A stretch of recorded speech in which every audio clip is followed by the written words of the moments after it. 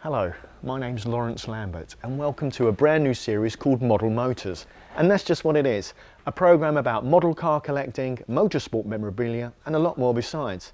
Now it doesn't matter whether you're just starting a collection or an experienced hand, I'm sure we'll have something that will interest you with more than a few surprises along the way.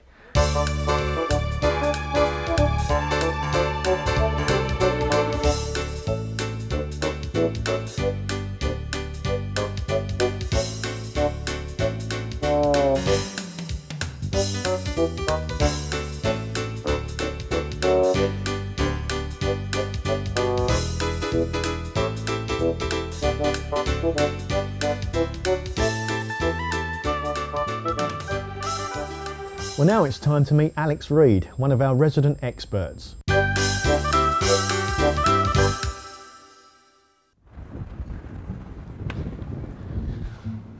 Well, I'm here for the first time at Alex Reade International in Carnaby Street in central London. Now, each week I'll be talking with Alex, who is our resident expert, and he'll be giving us the lowdown on just what to expect to find in the collecting market. Today, we're going to look at probably the most selective and choice models in the marketplace, and they are, of course, Formula One. Hi, Alex. Well, these look absolutely fantastic. I wonder if you could just talk us through one or two of them. Sure, we have a selection of different scales, different manufacturers, right up to the current Formula One car. Right, now these four at the back here, they're all current teams, but they're last year's, are they? Last year's, yeah. Unfortunately, due to the manufacture of most of the models, they take about 10 months for the actual cars to come onto the market once the season started. That's because of all the development changes and stuff like that? Different changes to the cars, different liveries. Right, but you can get all teams are available? All teams are available. All teams are available in the smaller scale, the 43rd scale. Right. The 18th, not all the teams, but the majority of. Now I noticed that if you have a favourite driver, you can pick out Hakkinen or Irvine, so you can actually follow the model with the driver as well, yeah? Absolutely, you can have a collection of just McLarens, all the different McLarens they've done, or all of Mika Hakkinen's cars, like you say, all the different cars he's raced throughout the years. Yeah. How much would something like this set me back? Because I would imagine maybe they vary in price, do they? They do. Mattel at the moment for the 18th scale you're looking about $39.99. Right. The 43rd scale's about $18.99 to $19.99. Right. And the mini champs are $42.99. Well, the level of detail that can now be achieved at model car size is absolutely staggering, which makes these cars highly collectible items. Tell me about this one. I mean, why in orange? Orange was McLaren's founder, Bruce McLaren's colour of the car he raced back in the 60s. And they launched that particular McLaren in that livery a few years ago. So they did a one-off model of the launch car. Right, so with computer originated decals, both the full-size race car and its small-scale counterpart can now be accurately replicated in livery design. Now, let's just move on, because these are all of a different period. This one I notice is a Mansell Ferrari from 1990, correct? Yeah, absolutely. But this looks very different. The detail looks incredible on this. The price difference is considerable. That jumps up to £120. But the detail difference is extraordinary. For example, so it's got movable parts. We have full engine gearbox detail. Airbox comes off on top of that. Right. So you can see all the top of the trumpets and the top of the engine. Right. So you are getting your money's worth because it is extremely well detailed. So again, this is a completely different strand because all these Formula One cars are of a period. I mean, we've looked at modern ones. This is obviously 1990. This one I recognise as a Jim Clark car from the 60s, right? 67, yeah. In the traditional green and gold of Lotus. Absolutely. And then they changed when advertising. They did. They were the first people to jump onto the cigarette branded right. Sponsorship package with the gold leaf Lotus. Yeah, no, that's Graham Hill. I was as I say, I don't want to mislead you. These are Graham Hill cars, and of course you can see the transformation from one year to the next in the gold leaf. Now this is also unusual because this one was the only six-wheeled car, wasn't it, from Tyrrell? The only one that got onto the grid. Right. It ran for 2 years. That one's quite interesting because you've got the wet tyres on it. So they really do go to town per car, per Grand Prix. That's based on the Japanese Grand Prix, hence some of the decals on the side are in Japanese. Okay, so I get what you're saying. Now they could manufacture one particular car from one particular race. Absolutely. Now, these two really big ones are really splendid. I mean, what scale are these? These are 8th scale, right. And they are for the very serious collector. They're very, very limited. This is a Ferrari's edition of 100, based on Michael's World Championship year last year. Yeah. Very expensive. They come in about £3,050, but they are limited to 100, as I say. Fully detailed static model for the real Ferrari fan. Okay, well look, there's no doubt that the choice on offer is absolutely extensive, so it might be best to kind of just concentrate on one particular area, and Formula One seems to be as good enough a start as any. So get out there guys, choose your driver, choose your team, choose your period, and happy collecting. Thanks Alex.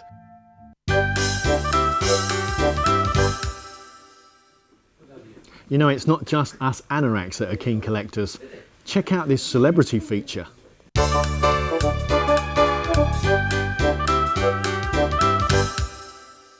I am very excited. Why? Because one of my favourite films, right, is Lock, Stock and Two Smoking Barrels. And one of my favourite actors is Frank Harper. And here he is. Hello Frank. Hi mate. How you doing? Good. Now I didn't know you were a collector. How long have you been collecting? I suppose I've been collecting since I was a kid. I mean, my granddad bought me a Corgi Factory 25 when I was 5 or 6. But I suppose seriously collecting was about 1990 when Quartzo and Mini Champs started producing. Any particular brand of car or sports cars, F1, what is it? It's mainly F1 and Jaguars. I mean, I've got quite a big Jaguar collection, including 2 real ones. 2 real ones? And, but mainly, I mean, Formula One, especially the 60s and 70s, and particularly Lotus. Yeah. Lotus is... they're classic. Yeah. Chapman produced some of the great Grand Prix cars. Yeah, 49, 49B, that sort of thing. Yeah, Lotus 72 is probably my favourite. Yeah. How many you got in your collection now then, do you reckon? Off the top of your head. I shouldn't really say this, so I'm going to get in trouble with my girlfriend. About 400. 400? Yeah. Are they on display? I mean, you've got them all in cabinets? No, most of them boxed up at the moment. I've got to convert the loft to put them all on display. Oh, right. Sounds like me. Yeah. What about your girlfriend and your mates? What do they think of your hobby? I think they think I'm completely mad. Yeah, well, join a club. I mean, I suppose all of us have got a train spot aside to that nature, and mine's Formula One cars. Yeah. Yeah. If you had to find just one car you're missing, what would you be hankering after? You know, maybe one that you've always been looking for, or is there any particular model out there that you've got to have? Yeah, I think it's a 1/18 scale Lotus 72 that was made by Corgi, and I always wanted to buy it when I was a kid and could never afford it. Although, you know, obviously the Exoto ones now are much better models. Yeah. But that was just the one I could never afford when I was a kid, so it'd be nice to come across one now. What about trading? You haven't given one away, maybe? It's been anything, oh no, I'm giving it away. No, hold on to everything, yeah? No, keep them all. Keep them all? Keep them all, yeah, because, I don't know, probably a bit of luck, you know, my grandchildren might get some benefit from them, you know. Yeah, so never give anything away, that's what I say, you know. I think, you know, a lot of the models that I've got have gone up in money since I've had them in the space of 10 years, so 30, 40 years on, you know, you just don't know what they're going to be worth. But it's buy what you like rather than for the investment, isn't it? Yeah, no, I mean, it's nice to know that you could probably, you know, resell most of it at a profit, but that's not the, you know, that's not the reason you do it because you like, you know, you like collecting them. Yeah, it's a hobby, isn't it? So whereabouts do you go to add to your collection? Mainly specialist shops on St Martin's Lane and Alex Reade in London. They look after me. They know what I collect and they always put stuff aside for me. But markets as well, and just generally, you know, looking through the specialist magazines and picking up. Sometimes you can pick up models that are obsolete and you haven't got. It's just that's part of the fun. It's just shopping around trying to find stuff you haven't got. Right. So any models in your collection where you've had a chance to drive the full-size, real-life version? I would say the best car I've ever driven is an XK8. Jag. Yeah, Jaguar XK8. Jaguar kindly loaned me one for a couple of weeks, and it's a fabulous motor car. Brilliant. So there you have it, straight from the horse's mouth, so no messing. You know, over the past couple of seasons in the World Rally Championship, both Colin McRae in the Ford Focus and Richard Burns in the Subaru Imprezza have been battling it out for honours. So back at our office, we decided to build both radio-controlled rally cars for our own head-to-head.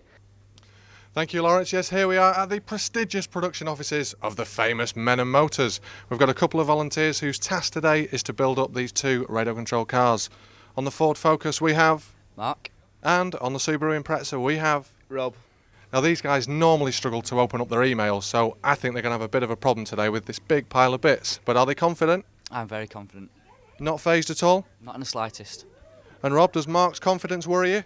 It does actually, yeah, but I'm hoping to do pretty well. Now these lads normally knock off about 4:30, so we're going to give them right through till 6 o'clock just to see if they can really get their act together and build these cars. So without further ado, we'll be seeing you later on throughout the day, but for now, get building.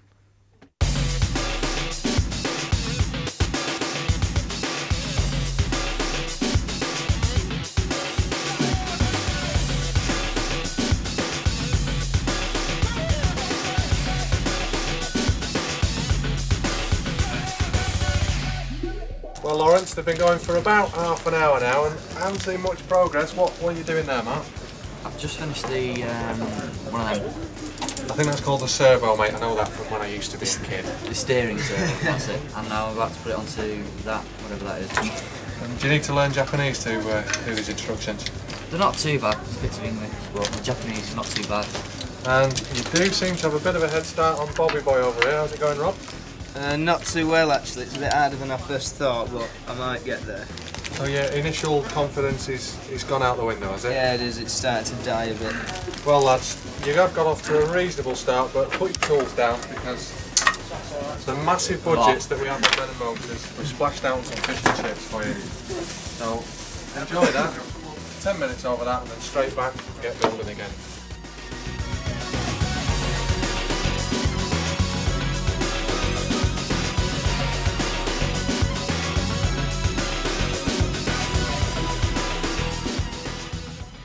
I wouldn't have a clue where that goes, man. Yeah, being the model car expert that I am, mate, put that in there, screw up the Macanaca valve, you won't have a problem. A couple of hours now and the lads are doing very, very well. They're starting to look a little bit more like model cars. Mark, how's it going? It's going very well. Got the gearing in the front, servo in. It's looking good. Any problems at all? None at all. Confident as ever. What about you, Rob? You look as though you're a little bit further behind than Mark. Yeah, I am. I'm not doing quite as well as Mark, but hopefully I'll get there in the end. And how are you finding following the instructions? They're a bit difficult, they're a bit hard to follow, but that's all I've got in it. Do you think you're going to get it finished by the end of the day? I think so, yeah. It might take longer than I first thought, but... Well, there we have it. They are slowly coming together, but next time you see us, hopefully, they will look a lot more like the little scale models that they are. Well, next week it's the electrics and the sparks really fly. Coming up in part 2, we visit the Corgi Factory and we also hear from our second resident expert on Diecast, Ralph Avis.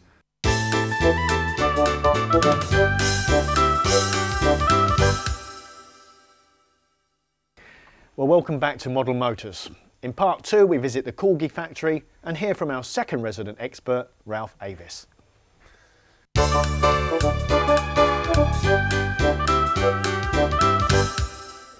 Well, Corgi cars are now celebrating their 40th anniversary, so our cameras paid a recent visit to their factory. The Corgi brand has been around since 1956 and has got a rich heritage in toys. In the last 10 years we've developed the business into more of a collectibles business, mainly for adults, with products from buses and trucks and planes right through to character licensed products. The whole collectible market is really reaching a boom proportion. There's a lot of people who are older now and they either recognise toys they used to have as a child or are now getting into sort of collecting items just through disposable income. So the market is really both recession-proof as well as looking towards some heavy growth in the future. Mainly because we're such a specialist business with collectible product, we need to be getting new people, new consumers involved in the business, and the best way of doing that It's to use products that they'll recognise. The average guy in the street or the average lady in the street is going to recognise James Bond and Starsky and Hutch and all sorts of other character licensed products, whereas niche areas like buses and trucks and planes tend to appeal to the specialists. We do work closely with manufacturers, particularly things like bus producers and truck manufacturers, where we work in tandem with them. We share their drawings, we share their technical information. We have in the past as well with MGF, for instance, when we launched our MGF at the same time as the Rover Group launched theirs, been party to a sort of a secret development, signed confidentiality documents. So we do work closely and obviously respect any manufacturer's confidentiality. We are actually replicating what goes on in real life, and if there's a range of say 10 colours and an E-Type Jaguar, and say we were producing an E-Type Jaguar model, we'd probably pick the 2 or 3 strong colours and we would replicate what the choices were in real life. We wouldn't necessarily have a lot of people going for a red one that we produced. But on the other hand, people will go more for the first release of a new tool because it's the first one on the market. The toy market in terms of die-cast is certainly bigger than the collectibles market. They're different markets, but in many ways they're linked because it's a very grey area from where you can buy a car from 99p right through to paying £200 or £300 for a Franklin Mint replica car. And everywhere in between there's a different scale or a different price point, so it can become quite blurred. However, they are clearly distinct in terms of the distribution channels, and normally you won't find your £200 product in a shop like Toys R Us. But toy market is certainly, in terms of die-cast, bigger than the collectibles market for die-cast. Currently a lot of our plans are geared towards character licensed products and extending that range. We've got some great products from Back to the Future, the old DeLorean. We've got the Dukes of Hazzard with the old Dodge Charger with the doors welded together. Big part of what we're doing at the moment is James Bond. We've had a license since 1965. We've extended the range by adding 11 products from the Z3 and Z8 right back to things like the Mustang and the Mercedes. And that really is a major focus for us. It's building up to a film launch at the end of November, and obviously it's a key time for us to actually make sure we capitalise on the awareness. Fortunately, we had a lot of tooling that we inherited from the old business, and that's allowed us to release some of the products that you see here, particularly the Mustang from James Bond, the DB5 from James Bond, and the Minis as well from the Italian job. Other new tooling like the Z8 and the Z3 here are brand new and are designed to complement what we've done, so it does allow us to dip back into the past. People that tend to collect the originals have held on to them and they're worth quite a lot more as a result. Other people who can afford it will actually go out there and buy originals in mint box condition and pay several £100s for them. I think they have got something quite special in their own right. The fact that we've launched the DB5 again in this range, it just makes theirs more special because it's one of the original early versions. So providing you treat it properly and you don't try and confuse or get the consumer's view of it mixed up, then everybody's happy with what they're doing. Some people who can't afford to buy an original are happy to spend £10 on what's available now. Well, now it's time to hear from our resident die-cast expert, Ralph Avis. Well, we're here for the first time at St Martin's Accessories in central London, and I'm here to visit one of our resident experts. It's Ralph Avis. Today we're going to talk about die-cast. Now, die-cast has grown out of all proportion over the last couple of years, and the selection is absolutely incredible. Hi Ralph. Right. Can we quickly talk about some of these 1/18 scale die-cast Right, you've got this cars? company here which is UT, and this company down here which is Auto Art. They're both all manufactured in China, and they're extremely detailed and reasonably priced. I mean, this BMW here is only like £23. Right, so let's have a look at It has that. opening doors, engine detail, boot opens, and it even steers. So for anyone starting a collection, let's say, and getting into Good starting die-cast for place. the first time, And there's a huge choice of cars. You've got Porsches, you've got Corvettes, you've got racing cars up the top here, Ford Escort, you've even got McLaren F1, the most expensive road car in the world. I recognise that, and that's not really going to bust the bank at £23 to It's start not, you off no. with a collection. Let's just move around a little. Show me some of the smaller scale ones. These are 1/43. This is an Italian company called Art Models. They do quite a big range of Ferraris, as you can see. Right. And they're all sort of around about sort of £18, £20 bracket. As you can see, some of them even got engine detail. 1/43 scale, that's a bargain. I was going to say that's extremely And these good are made in value, Italy. yeah. That's great value, isn't it? Great value. I mean, the work that's gone into that. So obviously the die-cast development has increased tenfold It has. over the last This couple of company years. above here, Quartzo, these used to be made in Portugal. They shifted all their production to China. And the detail and the handwork that goes in these for 20 odd pounds is absolutely fantastic. They've got photo etch wheels. Right, now these are all winning race cars. Yeah, right? these are Le Mans cars. It's a Jaguar C-Type, Jaguar D-Type. Do they make limited numbers though? Not really, no. They are a mass-produced company, so they will make as many as they can. So it's and there's many versions. mass-produced, and Yep. the selection is incredible, isn't It it? is. Let's just have a look along here. I mean, these are quite interesting, these bikes. Okay, this is a model of Carl Fogarty's bike. Oh, Obviously wow. everybody knows Carl Fogarty. Now, presumably, like for £21.95, you can get a whole range, yeah? They do quite a few of these bikes, even 500 Grand Prix bikes are done in this series, and they're all about £22 bracket. Okay, great. Well, I'm into classic sports cars. I noticed that you've got a series of Morgans here. Yep, this company does Morgans, Lotus 7s, Lotus Elises, all sorts of sports cars. So And really- they're all about sort of £18 bracket. Right, so if you're interested in just one particular mark, you could probably get a collection of Almost, yeah. that, yeah? And one at the bottom here I kind of liked, which was this I one. know, it's very strange. Well, that's an unusual one. Tell me about this. This is a model of an Isetta, and there's actually a caravan made, and this model, we opened it up the other day, and there's actually a man inside sleeping.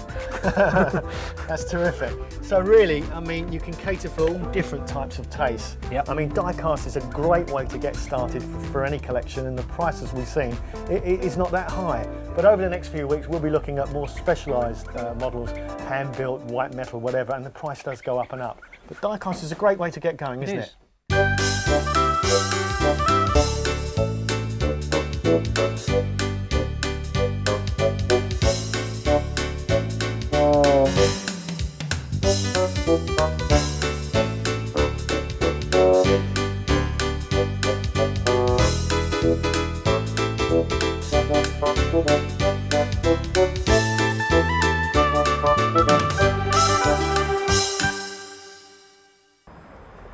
Well, that's all for this week. Next week, I visit the Corgi Heritage Centre, we meet a celebrated author, and we hear from our resident experts. We also catch up with the guys back at the office to see how the car build is going. So, until next time.